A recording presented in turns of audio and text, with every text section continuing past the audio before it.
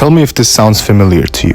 A group of heroes gather to protect the world against the rising Dark Lord. After a lot of struggle and hardship with many sacrifices along the way, they succeed in defeating him. But what now? Who controls his armies? Who rules over his dark city? And worst of all, what happened to the heroes that faced him?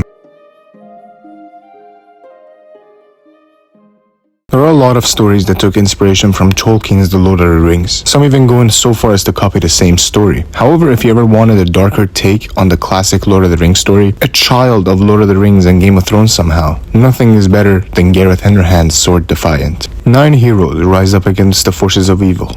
Pyr the Paladin, Jan the Pious, Barris the Thief, Blaze the Wizard, Gundin the Dwarf, Lerlin the Princess of the Wood Elves, Lath the Changeling, Thurn the Barbarian, and lastly, Sir Alfric Lammergei, who's our protagonist in this story. All 9 heroes come from different backgrounds and lifestyles, but all rise up to fight against the Dark Lord, Lord Bone. However, everything comes at a price, and this comes at the cost of losing one of their own. Pyr the Paladin, the leader of the 9, sacrifices himself for the greater good, and his sacrifice wins them the war.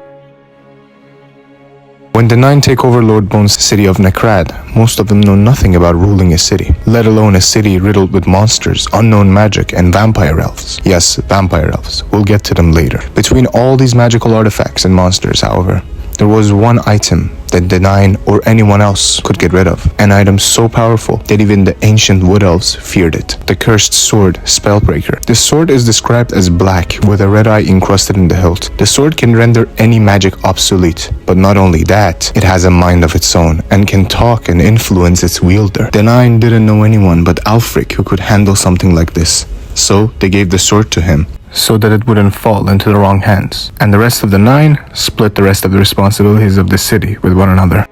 The wizard Blaze takes over Lord Bone's towers to study Lord Bone's magic. Gundin and Barris decide to help run the city, while some other members of the 9 leave for their own duties. Thurn goes to his tribe, Lerlin goes back to her duties as a Wood Elf princess, and Alfric and Lath are to clean out the crypts. The crypts were a region of Necrad that were filled with all sorts of monsters and abominations left by Lord Bone. It was like Lord Bone's experimental ground for new monsters. It's during this time that something in Alfric's mind breaks. His guilt for not being able to save Pyr the Paladin, all the horrors he's seeing every day in the crypts, and the sword whispering to him and trying to influence him all gathers up one day, and he decides to leave to take a break. But this break is longer than he had anticipated. He leaves for a year, and that's where the story actually begins. Alfric, during his time away, catches wind of another member of the 9, Jan, who was spending her time in a temple. Upon visiting her, she tells Alfric of a vision she's had, and that Lord Bone is about to return. This, oddly enough, gives the lost Alfric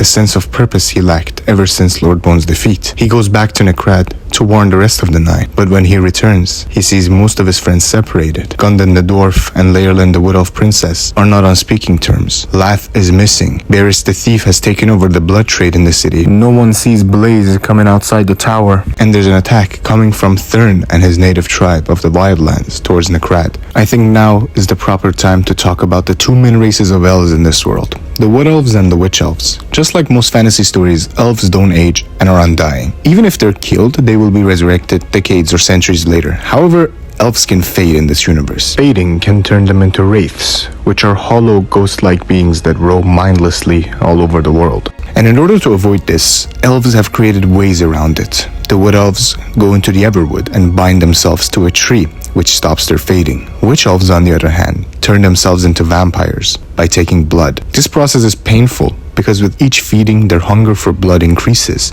and at some point, the hunger might become insatiable. Originally, the city of Necrad was the city of Witch Elves, but it was taken over by Lord Bone first, and now by the humans, who have started profiting off their hunger. Now, taking a break from all the craziness, we're gonna move to a simpler part of the story. In a remote village in the Mullidales, far away from the rest of the world, a widowed wife lives with her son. The woman is called Olva, and her son Derwin. One day, Olva gets a messenger at her door, who by the request of her older brother had brought her a bag of coins. This act enrages Olva, for her brother had left their family years ago without any communication. Her young son Derwin, who's never heard of this uncle, presses for answers, and finally, Olva cracks and tells him the truth.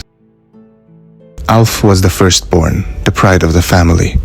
Mullidale folk are strong, everyone knows that. But Alf was special. Elf-touched, they call people like that.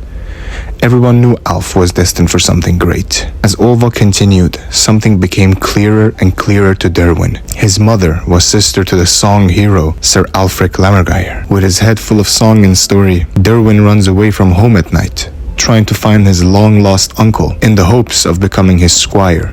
Olva, panicked and blaming herself, runs after him the next day. She hires the same messenger that brought her the bag of coins to follow her kid back to the city of Necrad to find her long-lost brother. At the same time, he's dealing with a war. Sword Defiant by Gareth Hanrahan is one of my favorite books of all time. Currently, the series of the Land of the Firstborn sits with 2 books, The Sword Defiant and The Sword Unbound, with the 3rd book, The Sword Triumphant, expected on May 26, 2025. If you're looking for an amazing dark fantasy story with a Tolkien-esque world and storytelling, this story is definitely for you. Thank you so much for watching the video. I hope you enjoyed it, and see you next time.